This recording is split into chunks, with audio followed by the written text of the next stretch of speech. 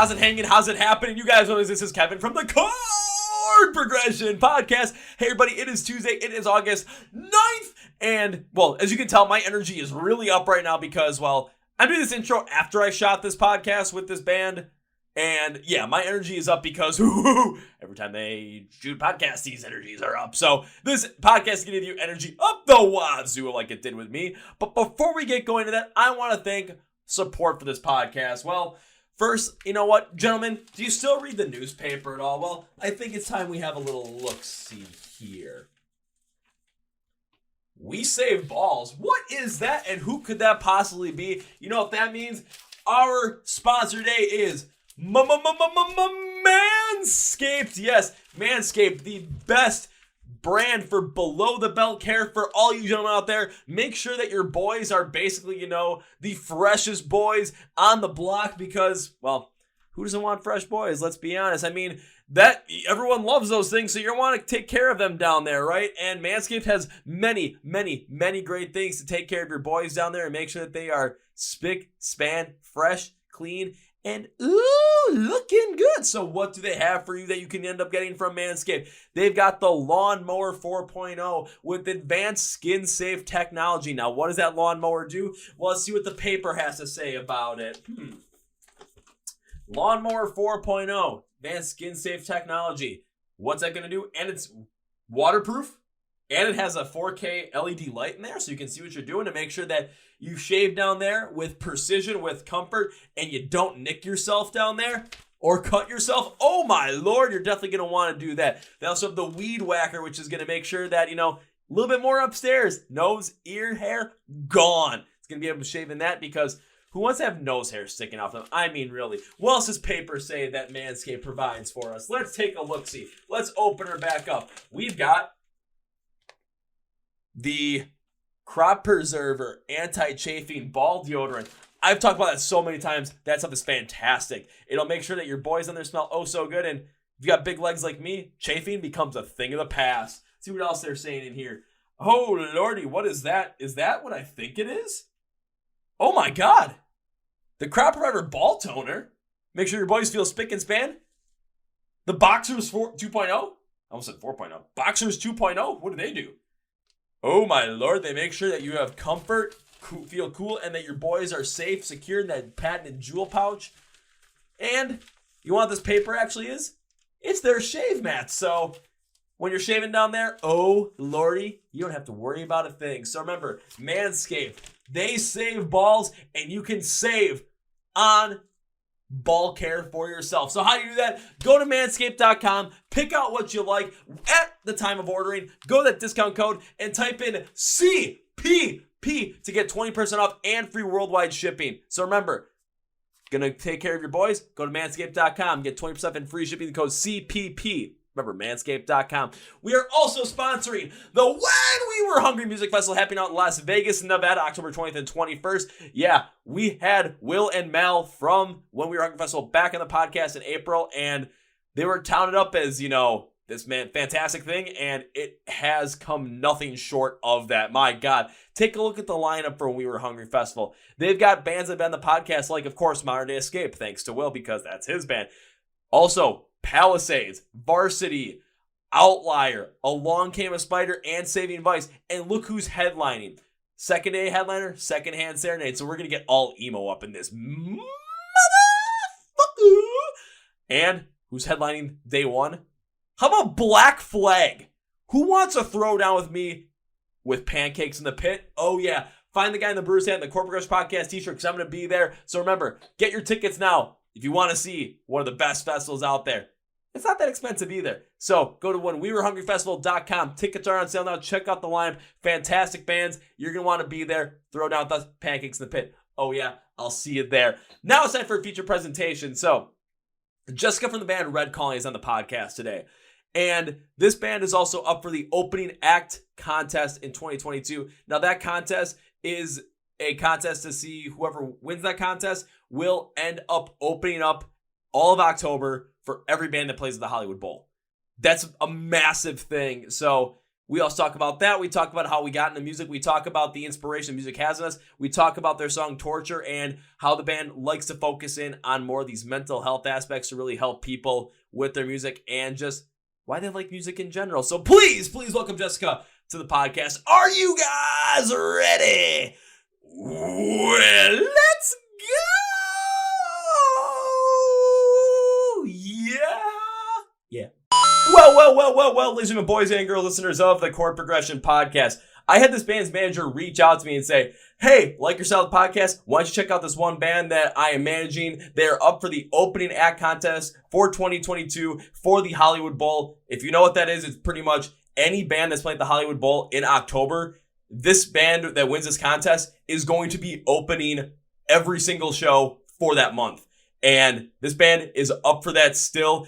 The most recent round of voting just finished the day before we shot this, and they are moving on. So check them out because you have a chance to vote for them. And we'll talk all with them, talk about it, talk about the music, and just talk about whatever else comes to mind. So please give a warm welcome to Jesica from the band Red Calling to the podcast. So Jesica, welcome to Chord Progression Podcast. Thank you. Thank you so much. Thanks so much for having me. Thanks for being on. How is everything going in your world today? As you know, we're still just, in the midst of, summer, I would say, trying not to melt at the same point in time. In Florida. Yeah. It is really hot in here and humid, but I love it. I just went to the beach last week, and so I had a great time. It's beautiful here. I love Florida. And having a great time with the band, working on a new single, new video. So pretty excited about it. Perfect. I'll say last time I was in Florida, I almost got heat stroke 4 times in the same day. So. Oh. It's okay. It started raining later in the night, and then we started moshing. We came as Romans, and we had a blast. But for the whole entire day, I was just like, how am I going to make it through this? Stay hydrated. Yeah, I love that band. They're awesome. Well, they're one of my favorites. Every time I get a chance to go and see them live, it's just like circle it on the calendar. I've had people ask me at the same time, hey, we're doing this on this day. You want to go? I'm like, no, that's We Came as Romans Day. Are you going to see him for like the 6th time? Oh yeah, it's happening. Yeah. But you said, you're working on new video, new single. Oh dear Lord. And of course you got the opening act contest still rolling on. Seems like everything at the moment is really still kind of coming together for Red Calling in terms of, making 2022 the best year for the band possible. Yes. We were crazy about coming back to stage, playing, recording after those horrible almost 2 years that we were locked down. So yes, we're doing a video now, and probably by late September it'll be ready. So it's called Fight or Run. So we're working on a video now, and yeah, I'm super excited about that. Can't wait. I'm super excited about the contest too. Thank you for the people that have voted for us. Oh, absolutely. And just kind of the timing of when that video would come out. Given if you end up winning that contest, that might be the perfect timing to come out with that, because all of a sudden everyone's going to see any band that's, playing at the Hollywood Bowl during that time. Like, they're going to be seeing your band for the first time and experiencing the most recent music possible from you guys. So, yeah, exactly. So it's like the perfect timing for that. Yeah. With a new single, and exposure is crazy in that event. So I just can't wait. There's a lot of great bands, that we're competing against. But, you never know. Let's see what happens. Yeah, I know exactly what you mean, because I was looking at a list of all the bands that were still in there, and I believe a band that I'm friends with that I've been on the podcast at least one time. I've seen them twice live. I think they're still in the competition as well. So it's like, now I got to pull for 2 people at the exact same time. I got to pull for my friends in Modern Mimes. I got to pull for Red Calling at the exact same time. It's like, I've got 2 horses in this race. No, and personally, I have great friends, that play in other bands, and they're in the top 10 too. So yeah, it's, friendly competition. It's like family competition. Yeah. It's like family competition at that point when it comes to it's everyone's going to want to win that in their own regard because of the amount of exposure it comes to with not only just, people in the rock music industry, right? People that like rock music just because of the style that it is. But when it comes to those acts that are playing at the Hollywood Bowl during October, you're getting different genres of music all across the spectrum. I mean, you're going to potentially be playing in front of some pop artists, R&B, maybe throw in a metal artist. Maybe I just don't know. I haven't looked at the full schedule, but when I looked at the 2021 contest winner and seeing like the bands that they played in front of, there was a wide spectrum of people that they were able to play in front of just based off of winning that competition from different styles of music. Exactly. And that's why we like to play hard rock, you know. We're been flirting with metal for a while, but we like to stay in that area with hard rock. Because if you, for example, Linkin Park, everybody loves Linkin Park, you know. You see people that listen to hip hop or rock or metal, and they like Linkin Park. So we love to stay in that area. And that's something that I really, you know, appreciate about our music because it let us, you know, we have some soft songs with some heavy songs, but we stay in that gray area between hard rock and metal, you know. We try to keep it mainstream, you know. Yeah, kind of like an alternative metal kind of world, something Exactly. like I'm trying to Yeah. think some like I mean like maybe like a little bit of the heavier style, like if 3 Days Grace from the heavier style. I mean Breaking Benjamin's Yeah. the one that sticks out in my mind when it comes to like I think about that style where it's on a little bit on the heavier side, but still very well fits in the mainstream. I mean Breaking Benjamin probably is the poster child of that right now. Oh yes. Oh yeah. Yeah, that's a great example. So that was like the first. That was the first one I thought of when you started talking about like going heavier, but also want to still stick with kind of like more of that mainstream sound. It's like boom, Yeah. Breaking Benjamin's the one that just sticks out in my head. Is like I mean, take a look at the stuff they do too. It's like anytime there's a festival that happens and they're on the bill, they are headlining that day that they're on the bill. It's Yes, I haven't seen it in a exactly. long time where they haven't done that. Yeah, and you know what? It's something that's it's for me is natural because I've always been writing that traditional structure of verse, chorus, bridge, and verse. So for me, it's easy. It's not that we're selling out or anything. It's just that what I've been doing all my life. And we just started doing heavy music probably around 2019, 2020. I grabbed a seven string guitar. I'm tuning way, you know, lower now. I love it, but you know, I don't want to go like too heavy. You know, I just want to keep it. But we've been experimenting with a lot of stuff like electronic elements and things like that. But I try to keep it, you know, a little bit mainstream so we can be radio friendly. Well, on top of that, it seems like the reason why you're doing this is because this is the way that you want your music to sound. This is what drives you. This is how you want to write it. So it's not necessarily being seen as, oh, you're selling out because to just like what's going to be popular. No, you're playing that kind of music because that's the music you enjoy. That's what you want to write. And that's how Exactly. you want to go Yeah. forward. It just happens to Hmm. be, the style that's going to end up most likely being heard on the radio. It's nothing of, we're doing this specifically so we can get on the radio. It's, we're doing this because we like it, but that sound happens to be what is being radio driven at the moment. Exactly. Yes. Yeah, so there's really nothing messing around there particularly. But the fact that you also added that, you're experimenting a little bit more with some of the heavier styles, like a 7 string, adding a couple more synths in there, adding a couple more electronic Uh-huh. elements in there. There's many other pieces that can be brought into it to continue to, still keep it that same kind of flow and style and drive that the music of Hmm. Red Calling has, but also to experiment more and branch out to see how can this music evolve from where it started to where it's going to go while still maintaining that absolute core of the sound of Red Calling at the base of every single song. Exactly. And that's what an artist do. It's like a painter. You like to experiment. If you're a painter, you like to experiment with different colors, shades, things like that. And there's so many effects and instruments and stuff that you can experiment with and add to the music and still having that foundation, that hard rock alternative metal foundation. And yeah, that's exactly what we've been doing for the past 5 years. So, and you try to you get your like signature sound. It's like I hate being a copycat. I hate being. Of course, you have influences. You have. I love a lot of metal and hard rock bands, but if you sound just like them, you know, there's no point. Makes no sense. You know, if you're an artist, you want to express yourself and have your own art and your own sound. And it takes a while, but it's achievable. It's feasible. You know, you just have to, you know, be yourself. Absolutely. It's definitely Yeah. feasible. I'll say it's definitely feasible because when you take a look at a lot of the bands, like take a look at the bands of the biggest bands in the music industry through all different walks of life.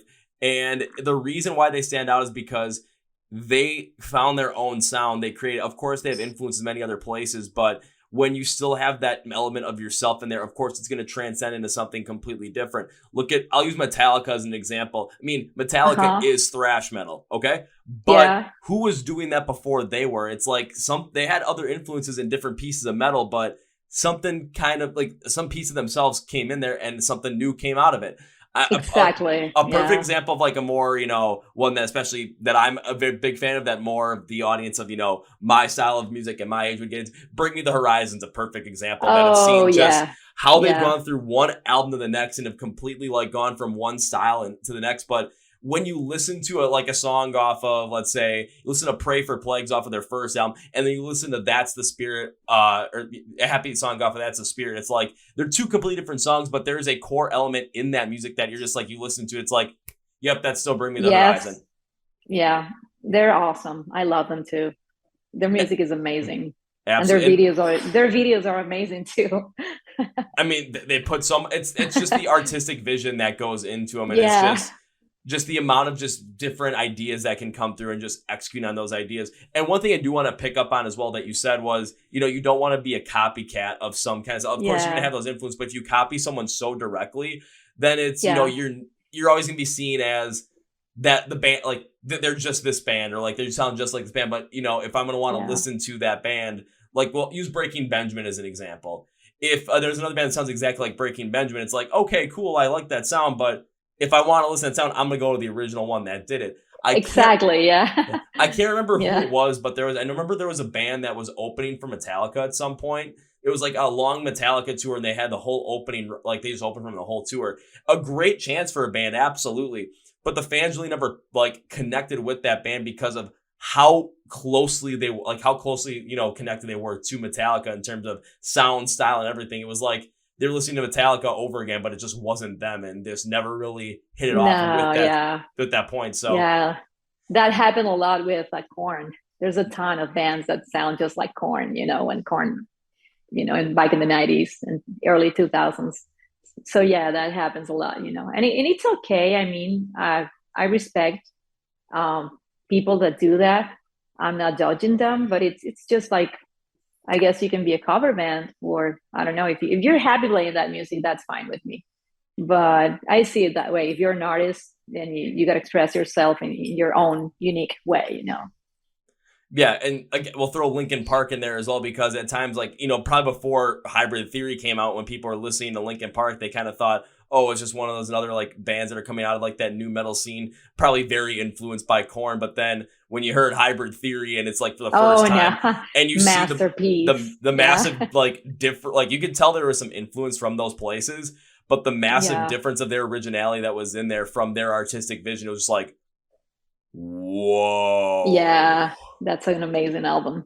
My top 5. Yeah, it's my top 5 albums of all time. Yeah. All right, let me ask you this then. If Hybrid Theory is in one of your top 5 albums, what would be the other 4? I love a band. I love Radiohead.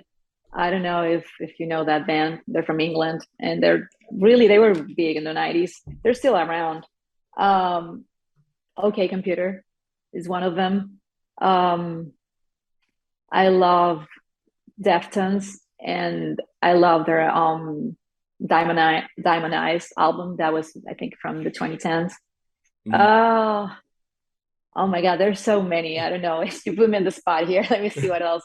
I love a band from Netherlands. It's called The Gathering, and she is a huge influence in my vocals. And well, I'm talking about Annika. She's like the original singer. And I don't remember the name of that album, but that's one of my favorite bands. And I say, I already talked about Deftones. Who else? I think that's what it's in my mind now. Stick with those 4, and then maybe throw another Deftones record in there just for good measure. Yeah, well, Korn. I love Korn too. So yeah. There you go. I love a lot of their albums are amazing. But even like you take a look at like the bands that you reference there as well. It's Korn, Deftones, and then throw Radiohead in there. I'm like, that's like, look at the styles. Then I'm like, where the heck are those different styles coming from? But I mean, music hits us in so many different ways where we're not going to stick with one specific genre that we like. No. And when I was trying to think, because I listen all kinds of music. While I work, I listen to classical music. There's music for every occasion, for every mood. There's music. I listen to jungle and drum and bass when I'm running. I listen to all kinds of music. I have a 2-year-old, and I love some of the kids' music. So it's crazy. Music is amazing, because there's music for each different occasion. Oh, absolutely. Unfortunately, the only time when my kind of music was not good for the occasion was like the company I work for full time. They're doing this whole big like company wide like get together festival kind of thing, and they're doing a lip sync competition battle. And oh, really? someone signed me up as a volunteer, and I got a message that said, pick a song, but make sure it's work appropriate and that there's no screaming in it. And I looked at the email like, well, that takes out 99% of what I listened to right there. Exactly. So, yeah. Yeah. So at that point, I'm like, no, I gotta like really dig to find something that I'm actually going to enjoy that might work here. And it took a while. But I got the song picked out. So I'm like, okay, let's see how this goes. Let's see if people are going to What do you choose? I end up having to go with Cut the Chord by Shinedown. I wanted something that was going to be if they want to do like a whole costume type thing for me, I'm like, no, not my style. So I'm just going to go up there like I would be at a normal concert, and I'm just going to go nuts. Cause it's like, I get for that song, it's like, and then kind of like what I like about hard rock is like, you get a lot of that drive behind there. It's this consistent forward moving drive that keeps kind of having this feel of like, keep going, keep pushing, keep moving. It's like that song has it. So it's like, if I got to do a lip sync performance on stage, I can pull that off. On top of that, I'm going to be looking around the whole entire time to find something to climb up on top of, because, well, who else is going to do a lip sync competition, climb up on top of something, and then jump off it from maybe 15, 20 feet? If I break a bone, not the first time. That's funny. Oh my God, that's crazy. Oh God. Now, you know what? It just popped out in my mind. Another album that I love is Abbey Road from the Beatles. That's a classic. I love that album. Absolutely. And I think it's one of the first vinyls that I heard because my dad had it, and I still have it, and it's a great album. I'm a huge Beatles fan. Now that is something I do want to dive a little bit more into, because I'm always curious to see about this, because it also really helps me understand other people's, journey in music and their musical influence. Because you said that was like the first vinyl you ever heard because your dad had it, so your dad was playing it. So like, when it comes down to your early on in life, what kind of musical influence did you have there in terms of, the artists that, maybe you and your dad were listening to, your parents were listening to, that you just found kind of on your own, especially at a younger age? Like what did that look like, especially? A lot of my influences are from rock, American rock and Brit rock. I come from Venezuela, that's South America. I come from an oil town. My dad used to work for an oil company. So there was a lot of American people living there. So he got the chance to listen to a ton of music, from 70s, 80s. And I love Led Zeppelin, the Beatles, Rolling Stones, the classics from the 60s, 70s, and 80s. And it was a huge influence. It was big. My dad and my mom, they were music lovers. They had tons of vinyls. So I remember, spending the whole weekend. My, people in Venezuela, they party a lot. They drink a lot, but they listen to a lot of loud music. And my dad happened to be a rocker, and that was awesome. So, and he was the one that gave me my first electric guitar when I was 16. And it was basically bands from England and United States, and I started doing some research, and that's how everything started for me. See, I love hearing stuff like that, because then we get to see, how people from a previous generation, specifically most likely our parents, how their musical, tastes and influences have connected with us, especially at a younger age. And then when it comes time for us to form our own like musical identity and our own musical journey, we can see where that influence has come from, mostly because we remember how those songs and how that style of music hit Oh us yeah. emotionally based on what we won in the past. Because like I remember this was back in 2000. This was last year in 2021. Someone had some like running thing on Facebook. It was like, oh, post like an album a day, like the 10 most influential albums of your entire life. And the first one I picked was Van Halen's 1991 album for Unlawful Carnal Knowledge, for the Uh, sole reason of there is the one song on that album. It is my first cognitive memory of any kind of music you ever. see, yes, that yeah, and it's powerful because you travel with that music. I mean, you go back to that time in your life. It's amazing. It's powerful. Absolutely. It's every time I like, and I can like, I have that opening riff from Eddie Van Halen stuck in my head. Like if I hear it, it's like, I know exactly what's coming. I know every piece of that song. And Yeah. I, even though every time I listen to it, I always go back in time to like remember the like happy times of being in my parents' basement at like 2.5, 3 years old. Me, my dad, my brother, he had those old like tower speakers, the big giant stereo system that looked like it was totally high tech in the 90s that my iPod from like 2007 could definitely overpower. But we'd always play it and just like air guitar the hell out of everything in the basement. Yeah, And it was so much fun. that's It's like, awesome. and then It's this was, awesome. And yeah. let me tell you something. Those some of the high definition turntables and those systems, the sound is amazing. The sound is amazing, and it beats the CD sound, and it beats anything. I mean, surround sound. I don't know if you've ever been to a Best Buy where they have these huge, expensive systems. It is amazing, and I really want to have one of those. I mean, I'm talking about the system speakers, huge speakers, and the turntable. And I think it's the best sound, That's what that you can get. I've definitely picked up on that as well. That's why I've got one back here just for myself. It is warm. It is very warm. And it depends what kind of system you have, because there's some vinyl, little cheap stuff that it's super, it sounds horrible.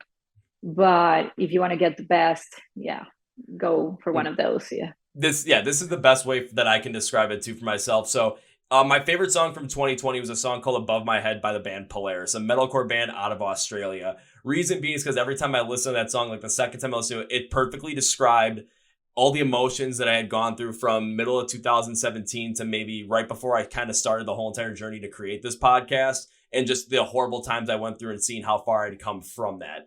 And like I listened to the song, absolutely love the song. I got the vinyl of it right at the beginning of the year this year, Oh, and I put we it we on get because we get vinyls too. Yeah, that's awesome. so I put it on. I wanted to listen to it. Like I've got this. I've got like the speakers I got them for my birthday a while ago, but they were not cheap speakers. I'll put it that way. And listening to that song, the way the guitar tone sounds on the digital version versus on the vinyl version, Oh, there is something totally. different about it on the vinyl version that just it speaks so much more to the emotion of that song that when I listened to it for the first while, I was like literally sitting in front of my couch, not on my couch, in front of my couch with my mouth wide open, just like, It is just, totally different. Oh yeah, it's a different it is experience, it's a different. transcending It experience. is it is warmer. It is powerful. The last vinyl we got, I got was the Spiritbox. Spiritbox. Yeah.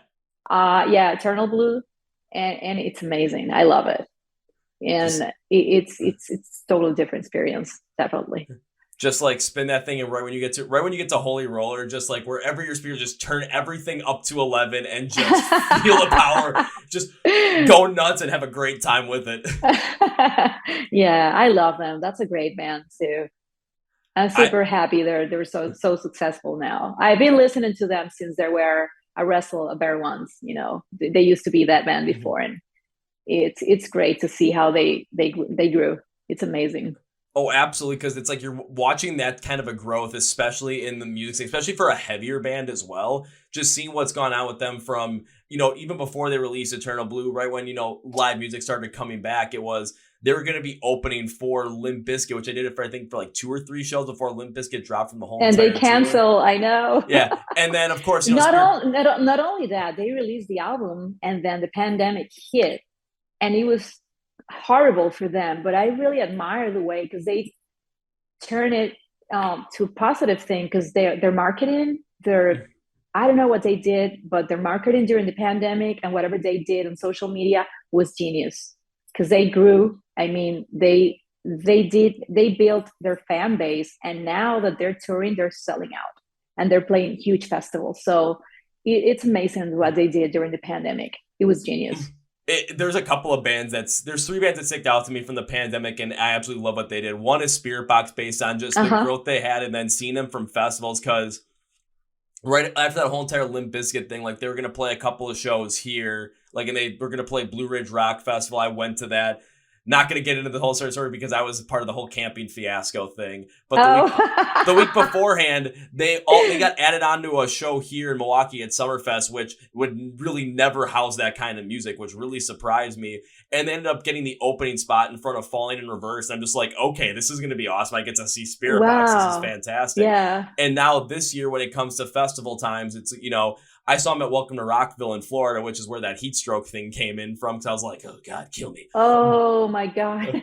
But like they went on Sunday, and they were on, probably on the one of the main stages, probably the second band on that main stage. Flash forward a couple of months later, here in July, when they were playing at Incarceration, they were Uh-huh. like, they're on the main stage, but they were much Yes. later on the bill. It's like every time they're getting put later and later on the bill. The other two bands that stick out to me that are like more in the rock and metal scene that absolutely like took the pandemic and completely ran with it and created something like unstoppable. One is Lorna Mhm. Shore. I mean, a Oh, deathcore I love band, them too. a Yeah. deathcore band that's headlining like a stage at Lollapalooza this year. Like, Wow. how? And Yeah, then I know. and then They the just other released a single a couple of days ago yeah. too. And then the Yeah. other one that stands out to me is From Ashes to New, from what they did during the pandemic. Like they just were releasing all these different like collaboration covers with Mm. other artists from home. Then they took a song that was about general anxiety, and they completed a music video around the pandemic, and they shot it like in the absolute like early days of everything starting to shut down. They worked with that, and I mean they went off on their own tour. They're supporting Memphis May Fire on a tour right now with Octane. It's just like seeing just how some of these bands have attacked the pandemic. It's just like, and just seeing them grow from it, especially from a different side of music. You have Spiritbox with just the power of like specifically Courtney LaPlante's vocals and just people connecting with it. I mean, there was that girl that went on America's Got Talent and did Holy Roller and blew everyone away, and I I'm just like, did you see that? I know that's the kind of thing I was like, what? You're talking about like super mainstream program, and they're singing Spiritbox. That's amazing. It's huge. Yeah, I'm so happy for them, because they started and they were touring in a stinky van back in 2015, 16. It's great to see. You can find all those YouTube videos from them. Uh, it's amazing. I'm yeah. so happy for them. I'm happy for them. I'm happy for the music industry as well, especially rock and metal. Because again, I'll use the America's Got Talent one. Like right when all of a sudden you heard like the intro to Holy Roller on that program, and you see her playing, like getting ready to sing it. I would assume And everyone she that got was to sing. She got to sing that song with a little girl. Do you see that yeah live? yeah, Yeah. it was awesome. But like kind of where I'm coming from is taking a look at that, like watching that, was watching the video for that. I'm like, imagine seeing that live. And just all of a sudden that comes in, you're seeing the people in the crowd, and everyone's like not sure what to make of it. I see people having their ears out, like hands over their ears, and they pan to like the judges, and they're just like confused by it. They pan to I think her name was Harper. They pan to her dad, and he just got this big smile on his face. And I'm like, that represents everyone in rock and metal that is watching this. They're waiting for that first, like that, like the vocals to hit, because we all know what's coming. We just want to make sure Yeah. that like everyone else is ready. And then it went over so well. Now all of a sudden, Spiritbox getting that major, like starting to get like even more notoriety. Again, Yeah. Lollapalooza, more of that like pop music centric festival now, is having a deathcore band headline one of their stages. How does Wow.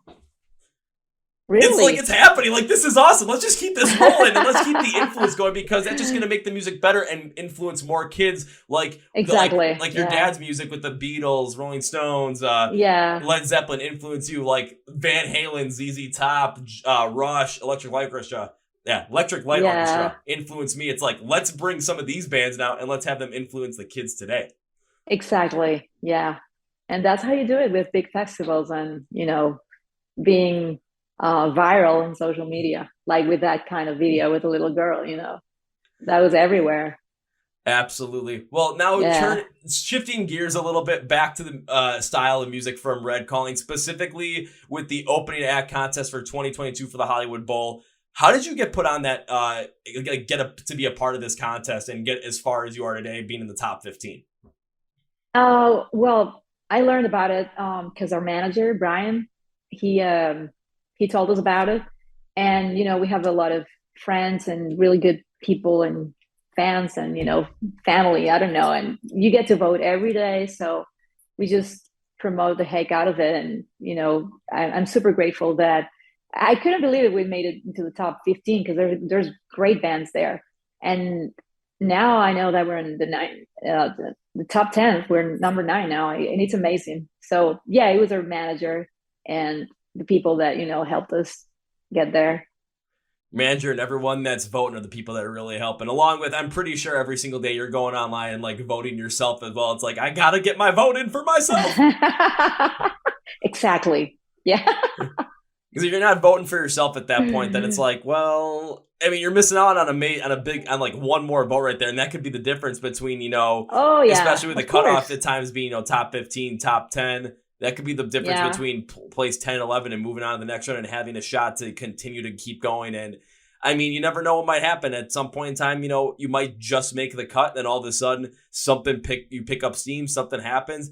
And then all of a sudden, by the end of it, you're the one that's sitting at number one by the time the contest is over and October comes and you and the whole entire band are out in California for the whole month playing, 7, 8 Yeah. shows at the Hollywood Bowl in front of 10,000 plus people each time. Yeah, sounds amazing. And you know what? You get to meet a lot of people in the process because I've been checking the other bands I didn't know, and been talking to some of them, and it's great. It's about enjoying the trip. The experience of meeting these people. It doesn't matter if we win or not. We just get to know people, and that's amazing. That's one thing I do have to applaud you for is regardless of the outcome of this contest, it's you are using this to also continue, furthering your music, but also further your relationships with other people that are in the music industry that are in potentially a similar position that you are, just, trying to get to a point where, try to get to a certain point where potentially with music, it's like, this is the everything that we do is we're going the road, we're touring, and it's supporting our families, but it's the thing that makes us happy. It's like finding that balance Of between success and course. happiness. Like Of course, you're because I believe in, because I think that's most bands are like really selfish and, it's stupid, they have that mentality and of competition. But I think that the best rock movements that we've seen, like, let's say, for example, Deftones and Korn, when they started playing together in the 90s, when you see a lot of bands cooperating and playing together, that's how you create a movement. You're not going to do it yourself. You can do great things if you and 2 or 3 more bands start a movement. And it's hard to find. We've been trying to do that. We have a really good friend here in Tampa. His band is Level the Planet, and we've been trying to do that here in Tampa, trying to play shows together and swap shows. And that's the way you grow. I guess but most people I guess it's everywhere, are really selfish. And I don't know, I guess you're missing out a lot when you're like that. See, I tend to agree with you, and also from experience, I'm like kind of on the other side of the fence as well because I think when it gets to like a larger standpoint, like bands that when it just kind of like as more people like record labels get involved, different touring things, when more people have their hands in the pot, that's when more politics come into play. And that's when more of Yeah. that selfishness comes through. But there's a lot of times when I'm talking with bands that are on a much smaller scale that are just hungry, they're just trying to get going, that are just trying to find their way in, and also just trying to find that balance of having success in the band to the point where they want it so that they can live their lives the happiest that they want to be. That's kind of where that community style still plays a part in there, more on the local Yeah. side as well. And then when it comes to some of the bigger sides of the music scene as well, right now, I'm trying to think of some, but I mean, I'm starting to see some tours that are happening where I'm like, how are these packages getting put together? Like, there's some of the weirdest things I've seen, but I I know. absolutely love Yeah. it because it's showing more of that community and camaraderie versus Yeah. selfishness. And the best part about it is like sometimes they absolutely work. The best one I can describe for that is this was a show I saw in April. Kubla Khan was one of the bands that was on there. So now this is just good old, hardcore music right there. Uh-huh. The Yeah. headliner was Knocked Loose. So again, perfect style, perfect transition. Wow. The pop punk band Movements was in between the two of them on the bill. So you had Kubla Khan, then Movements, then Knocked Loose. And it was like, how is this supposed to work? But Movements goes on, and every one of the crazy hardcore fans, all of us that were in the pit going absolutely nuts, all of a sudden Movements comes on, and everyone was just like, this is a lot of fun. Like, this is Of awesome. course. Yeah, of course. I mean, I don't know because I've never been in that level in the music industry. I hope we get there someday. But I think I guess it works, you know. I mean, if you have these great bands touring together and bringing all those fans together, I mean, it should work. It's, I guess, common sense. I think this might be one of the best ways that I've heard it described, and kind of looking at it, this makes a lot of sense to me when it comes to this kind of style where with the music industry, especially with the bands that are around you, and this could be any group of bands, either when it's, your smaller, your local scene, as you're growing, more of the regional bands that are touring around with you, when you're like the national scene as well, and the international scene, just kind of in that specific group, it's like when it comes to that style of music, as one band gains success, instead of looking at it as, oh, they're gaining success, I'm not, that's where we're angry about that competition. Instead of looking at, like, use Bring Me the Horizon example, like they're massive right now. And Yeah. like just seeing how people are like, okay, you're getting to Bring Me the Horizon, but as Bring Me the Horizon continues to grow, other bands that are like, around the realm of Bring Me the Horizon are going to grow with them, because as people get more into Bring Me the Horizon, that's not going to be enough for them to satisfy their taste. Like, they're going to potentially reach out and try and find some other bands that might have that similar sounding sound to them. Not the same, but, that similar kind of feel to them. Yeah. So all of a sudden you Mm-hmm. might reach out and check out like Bad Omens or something like that. And then, okay, where does that lead to? So as one band really gets to rise, whether it's locally, regionally, nationally, internationally, other bands are around that style and around those other bands. There's going to be more eyes on them, because you're going to be able to feed this like now like vacuum of people that like want all that kind of music and want to get more into it. There's only be so much Bring the Rise that can go around with their catalog, though it's expansive. Like, there's gonna be other bands that are gonna be there to help fill in those voids, and it's like, okay, now these bands are continuing to rise. It's just kind of like all of a sudden, here comes one. Okay, let's just keep, all of a sudden everyone starts coming up a little bit and everything's good. That happened to me when I saw, have you seen, I think it started today, Lollapalooza, I think? Yeah. That they have a ton of electronic and DM artists and bands. And then they have, I think it was Green Day and Metallica. Did you see that? The lineup is crazy. I mean, the only names I recognize in that list and that poster was like 3 or 4 bands, rock bands, but the rest of them is just, I guess, DJs and electronic music. It was funny to see that lineup. It was, it was crazy. It was. And it's like with Metallica there too. It's, of course, people are going there. I've got a friend. She's doing an interview thing for Spin Magazine throughout the whole entire weekend there. So she's interviewing a bunch of bands that are there. And I'm like looking at this thinking, you got Metallica there. So you got all these other like EDM artists and all these other DJs that are there, and pop artists. Well, but all of a sudden now you're bringing in the headliner, which is Metallica. People are going to check out Metallica. People are going to check out Green Day. People are going to check out Turnstile. And I can't wait for the kids that are going to be all into the EDM and stuff. And all of a sudden they're going to walk past and they're going to hear Will Ramos' Pig Squeal. And it's like, what the hell was that? And then be intrigued by it. And it's going to change their world forever. Yeah. I know. And I think Metallica is in there because they're riding that wave of Stranger Things with their Master Puppets song, that it's crazy how it's, getting like it's more alive than ever. And I think they're doing a video for that song, a new video. I don't know if you heard of that, for Master Puppets. So I think that's what helped them, they're huge, I know, Yeah. But I'm talking about the new generation, and Stranger Things definitely give them that push, Oh, absolutely. It gave them that push, yeah. It gave them the push with the younger audience, and the fact that they were on the Lollapalooza lineup before the recent season of Stranger Things dropped, and before the song got so popular. And all of a sudden, kids that are really into Stranger Things and seeing how pop culture has retaken a Master of Puppets, Kids are Uh-huh. going to go there because they want to hear that song. They want to see that live because it's their chance to do that. But, Metallica's not going to play that song right away. They probably aren't going to close with it either, but they're going to play it much later on in the set. So when it gets time to, it's like you've heard a lot of Metallica and you're getting. I've had friends that are really getting into Metallica right now because of Stranger Because Things. of that, yeah, and that's how you learn that songs, no matter how old they are, songs are assets, and you can revive them. I mean, you're talking about a song from the 80s, and I mean, they're like being like millionaires all over again with that thing.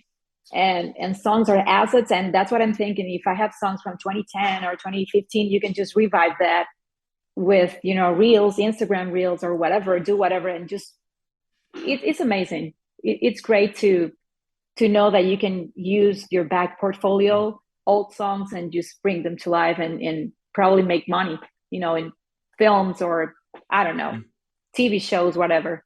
It's great to know that. And that happened also with Kate Bush, I think it's Yeah. the other. Yeah, it's crazy. That's another old song. I mean, of course, it's a series from the 80s. I get that. But it's crazy how popular that song became all over again in 2022. Oh, absolutely. And then seeing like where the influence of that is going from and seeing where other people are getting into music. Cause I've had friends where one of them, we were doing something. He's like, hey, I'm not sure if you know this band, but here's a song that I found. I'm pretty sure you'll like it, but I'm starting to get into them a little bit. I'm like, okay, play it for me. We'll see what happens. Immediately, I think I forgot exactly what song it was, but it was one of Ice Nine Kills songs off of the Silver Scream. And I'm a huge Ice Nine Kills fan. So right from the first note I heard, I Yeah. looked at him, I'm just like, like, I'm excited now. It's like, you're getting into this stuff, man. Oh my God. And all of a sudden, he's like, I wish I could go see them live. And I literally just went like this at the same point in time.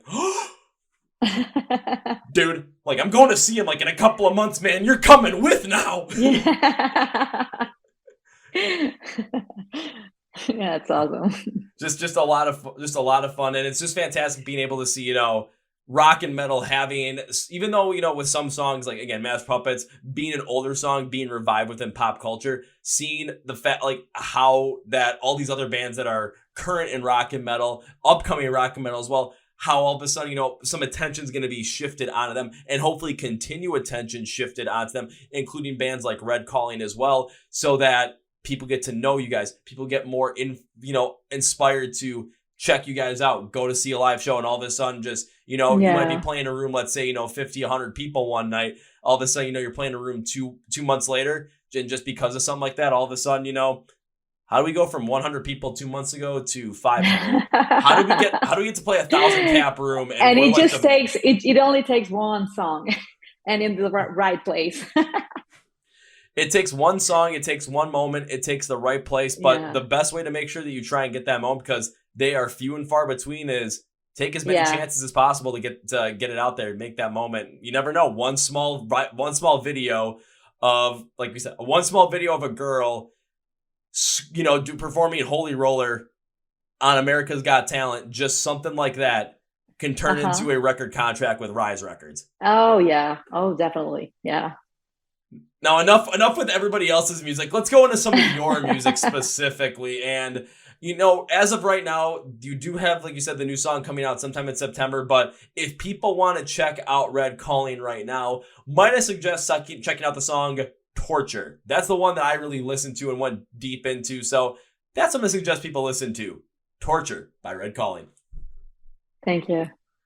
So dive a little bit into that song specifically, just so we can kind of get an idea, and everyone else can get an idea of kind of the writing process and the mindset behind what it's like to create the song. One thing I always like to look and see is, when bands create song, when artists create song, what's the story, what's the message, what's the meaning behind each song? I try and figure it out myself, and I always like to ask artists what their meaning is so I can see how closely I came to, and we can kind of see where that commonality is. So when it came to Torture, when it came to writing this one, what was the big meaning behind of it?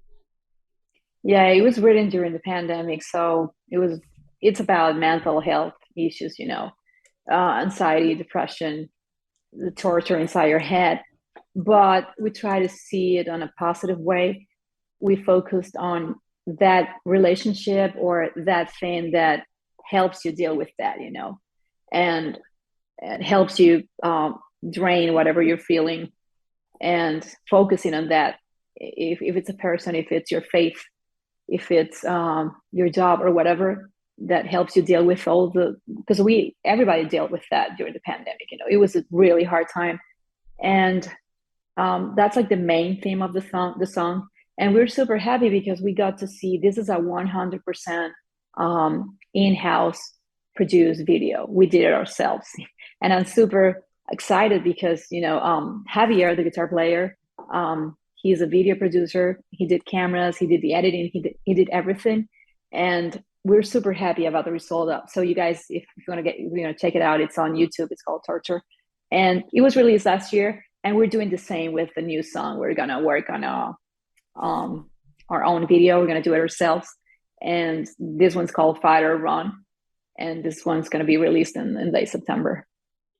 Interesting. And I'm looking through my notes on the song as well, and I do have a very specific question around it when it comes to, like, just when I was listening to the song, kind of the emotion, the style of it. My question for you is, were you listening to a lot of the band Ginger when you were writing this? Because something sticks out in my mind with just the way the flow of the song, like, it just sticks out, with the same kind of flow and the same kind of just like, kind of like calmer building up, but then when the chorus hits, it just comes right in your face, kind of like Pisces by Ginger does.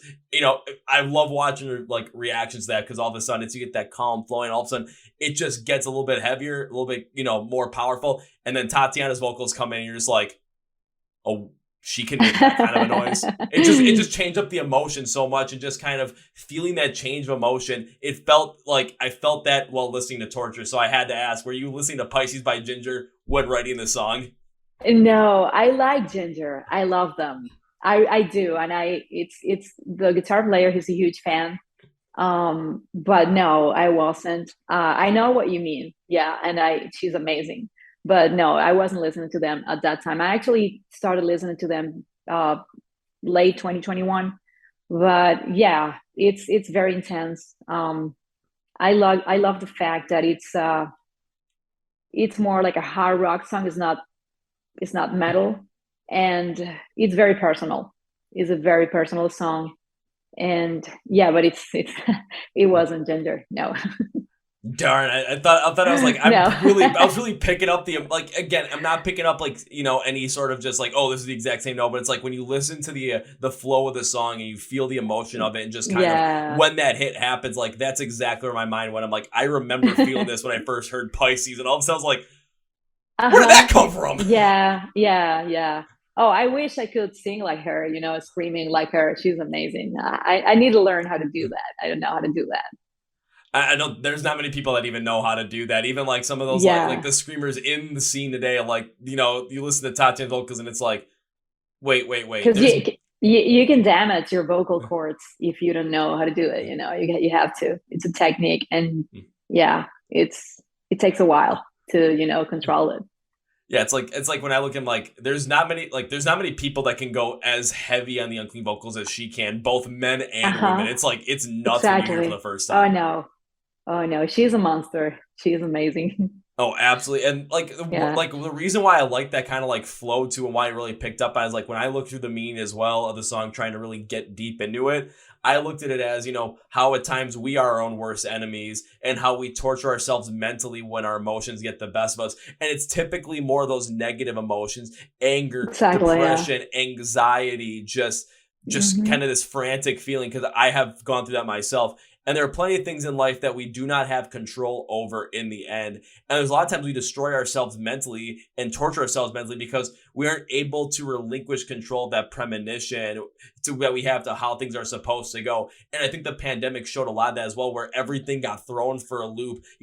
Life essentially kind of stopped at that point where, it's like what we had been doing, all of a sudden we're thrown to a completely new realm. And a lot of times, like, we were looking for what we had, and now it's like, okay, we don't have control over that anymore, but we still were trying to feel that control. And that led to a lot of different things: depressing, anxiety feels, anger, a lot of negative emotions. And if we're open kind of like to letting more of these things flow and happen, kind of, then we just kind of like relinquish that control and just kind of control what we can, and don't try and focus on what we can't control, then we are less likely to torture ourselves and beat ourselves up. Exactly. Exactly. And that's why I say that if you focus on the positive, if you focus on a relationship, or let's say you say that you started this podcast during the pandemic, right? You No, see that's no. I started this podcast pretty much. The reason for starting this podcast was pretty much as a way to try and combat depressive and suicidal tendencies. Yeah. Oh, okay. Yeah. You see it, that's what I mean, and the chorus of the song, you say, you stop the torture inside my head. That's how I started the chorus of that song. And I'm referring to that good thing that helps you. And that's what we need to do, because I mean, that's one of our main um, purposes in our band, is to help people dealing with mental health issues, with suicidal tendencies. Every time we play, we tell people to please reach out. If you don't have relatives or friends or whatever, just talk to us. And it's something that really really touches my heart. And that's the themes that I've been dealing with when I in my writing process. I'm not the main lyricist. Javier is the main lyricist, but the past 2 3 years, I've been writing a lot because of everything. And yeah, it's been, yeah, life changing. And music is life changing for a lot of people as well, because when you listen to music and you're able to connect with it, you're able to like have a tangible explanation for certain emotions that are very hard to explain or sometimes impossible to explain. But it's, you listen to that music and it's like, okay, when I listen to this, it brings back that feeling. So it's like when I'm trying to describe what it Mm-hmm. feels like, it's like I can use how that song feels and I can better describe it. I can show someone that song and they can get an idea of what it's like.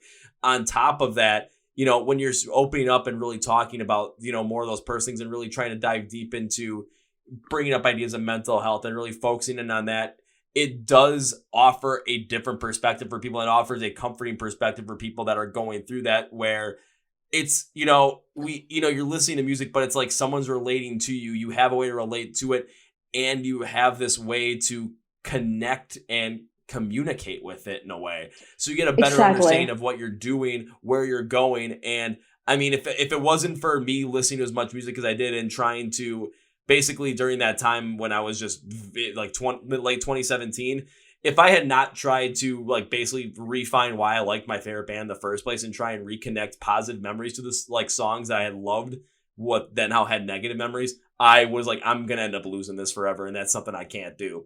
Thank God Mm-hmm. for powerful music, a good amount of like people that just, are also into the music. And most importantly, seeing it live. Because when you see it live and you get to feel the experience along with other people and you feel that positivity, woo! Exactly. And I It's a mean, and rush. me as a musician, once you're in that platform that you get the chance to put out a message, I think that's a great opportunity to help people. It's not only about the music, it's about helping, and it's a powerful tool. And I've had a lot of people talking to me after shows and, thanking me, and it's amazing. To It's not about the show and the lights and the fame. It's about meeting people and being able to just help. And I love it. That's why we do what we do.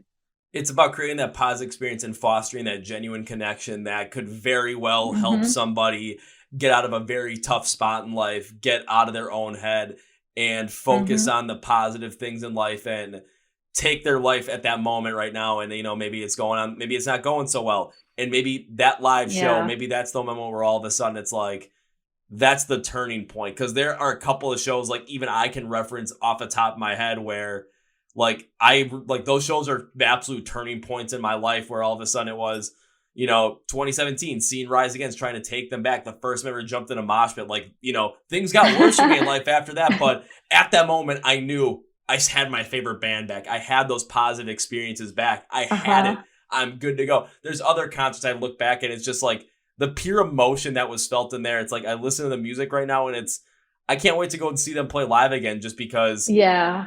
it's such a rush of positive emotions where it's just Yeah. I can be in the pit, yeah, I can break a finger, which has happened before. I'm like, oh shoot, whatever, let's get this fixed and let's go back in there, because that's where I feel the happiest. Like I'm gonna focus in on that, because I come out of those shows just like, I don't care what happened. Yeah. That was awesome. I feel good again. That's how I feel. That's awesome. Yeah, that's exactly how I feel. Yeah, music and concerts are amazing. And that's why we need to make It's sure. I'll say that's why we need to make and sure that. Oh, go ahead, buddy. yeah. No, no, I was gonna say that I was really afraid that it was gonna take a long time for the world to come back to go back to live shows. And I'm glad that it wasn't that long, you know. Yeah, It felt like an eternity because it was a year and a half, but it wasn't that bad. Could have been worse. it could have been worse. And before we close this out, the one last thing I'll ask is, so, of course, I've talked about this before on the podcast before where, once the pandemic hit and all of a sudden live music was gone, it's like I knew that the first moment it came back, I was going to be in for it. I knew that first mosh pit I was going to jump in, something was going to hit. And when it happened, because it was July of 2021, all of a sudden it's like, yep, I got a chance to do it. Jumped in the first pit, and I literally within 2 seconds took a shot to the head. And I got up and I was just like, I've never been happier to take a shot to the head in my life because it's like I was back, like the positive euphoria was there. So what was it like that first either, live show that you attended post-pandemic or live show that you played post-pandemic? Like we actually played. I didn't go to concert. It was us playing in Orlando.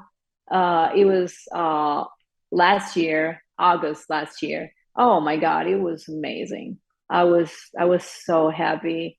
I was so grateful, and I think I never felt, like enjoyed a show that much. And it was great because I saw friends in Orlando. That it was a great experience, So you get a little rusty because it was a long time. And I made a lot of mistakes. I mean, singing and playing my guitar, but it didn't matter. Usually, I would have been like, "Oh my God," hitting myself because I made a lot of mistakes. But that time, I was just enjoying myself. It was beautiful. because at that point in time, all that mattered was the fact that you were back to a place that makes you absolutely Yeah. happy, and you were creating a incredibly positive moment of incredibly happy experience, not only for yourself, not only for the rest of the band, but everyone that was in that crowd that night. Yeah, but you know what? The funny thing is, I got COVID at that show,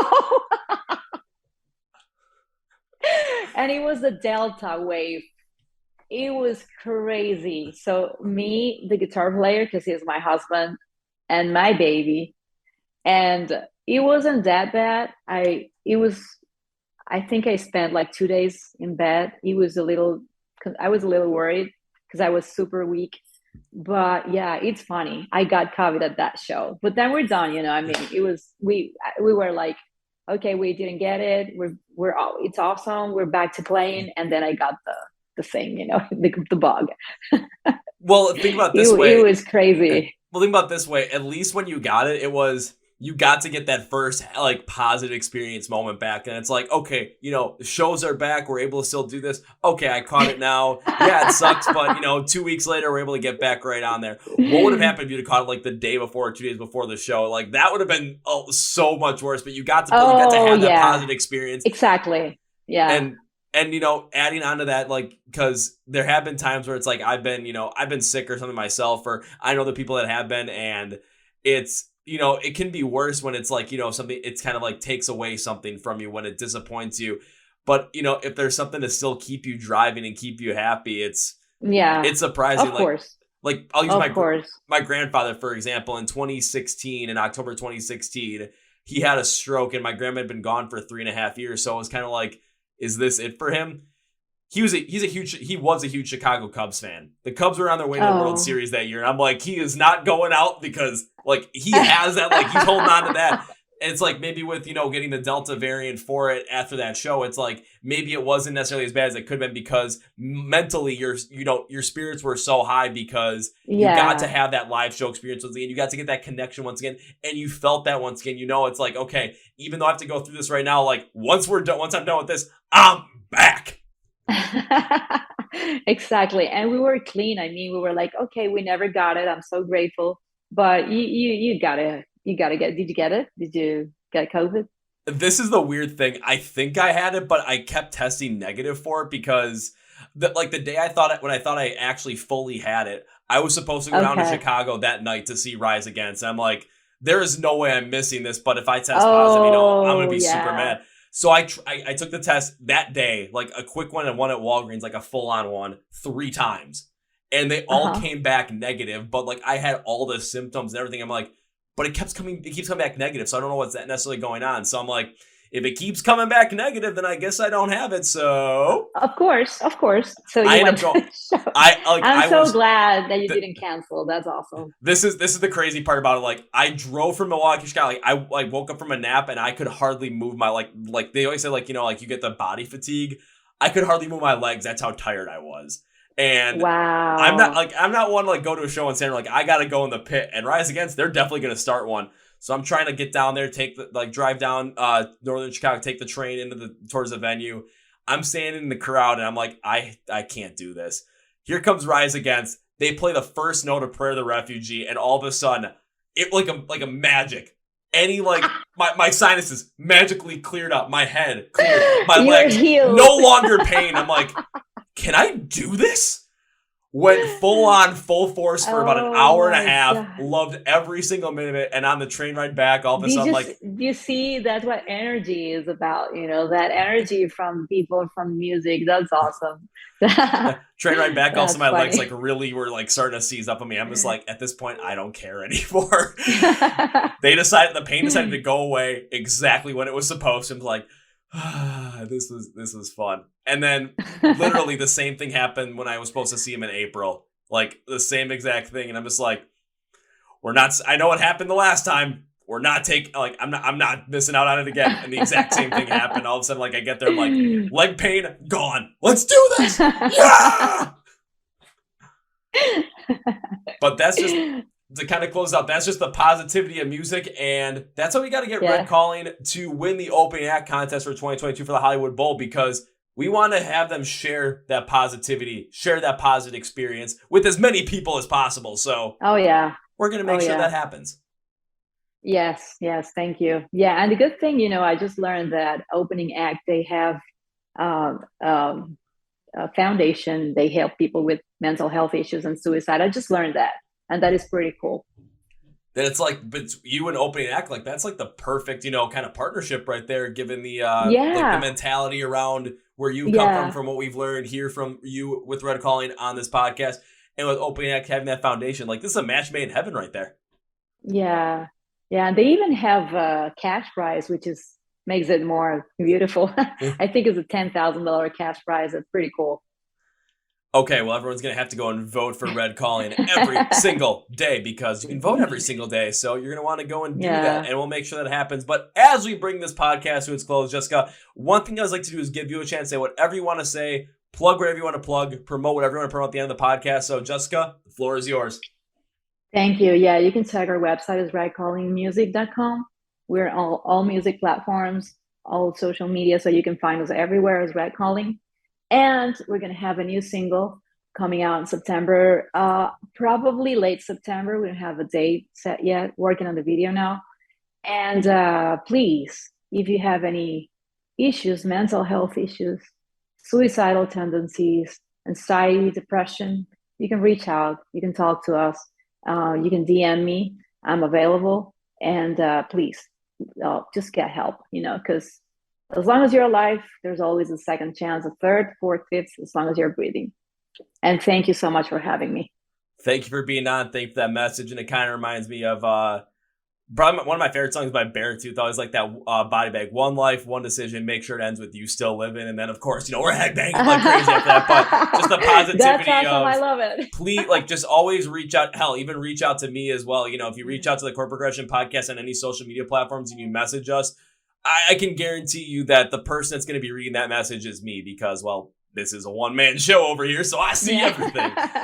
And now it's time for me to end this podcast with 3 very specific things. So first, when it comes to Red Calling, I mean, who didn't enjoy this episode? Let's be honest. This was a fantastic episode. So you're going to want to find and follow Red Calling on everything. So all social media platforms, you're going to want to watch those YouTube videos. You're going to want to watch the next one that's coming out in September. You're going to want to follow along them on your favorite social, streaming platforms or whatever, Spotify, Apple Music. think I said just streaming Yeah. platforms, not social streaming.